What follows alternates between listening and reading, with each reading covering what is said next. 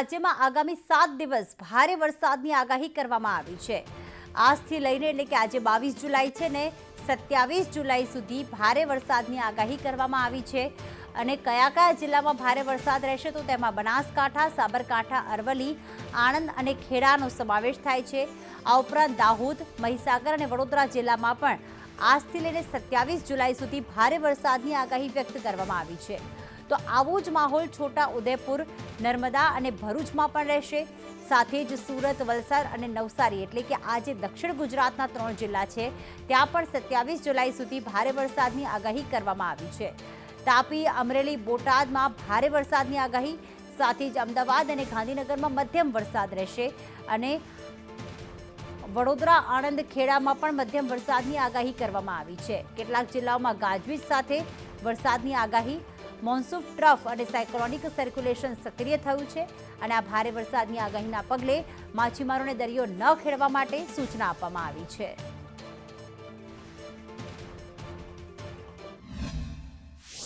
રાજ્યભરમાં 7 દિવસ સાર્વત્રિક વરસાદ રહેવાનો છે। કેટલાક એવા જિલ્લાઓ છે કે જ્યાં ભારે વરસાદ રહી શકે તેવી સંભાવનાઓ છે।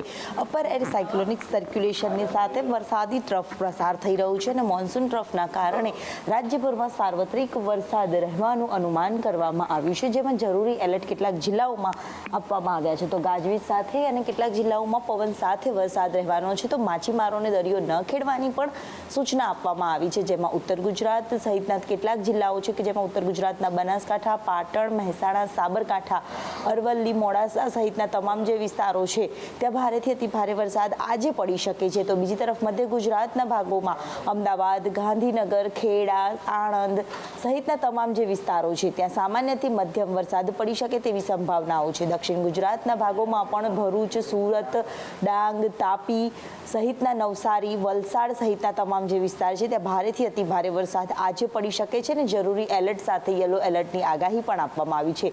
સૌરાષ્ટ્રના કેટલાક ભાગો જેમાં ભાવનગર, સુરેન્દ્રનગર, મોરબી સહિતના તમામ જે વિસ્તારો છે તે સામાન્યથી મધ્યમ તો કેટલાક જિલ્લાઓમાં ભારે વરસાદ પડી શકે તેવી સંભાવનાઓ છે, જ્યારે સમગ્ર કચ્છ પંથકમાં અતિ ભારે વરસાદની આગાહી આજે આપવામાં આવી છે।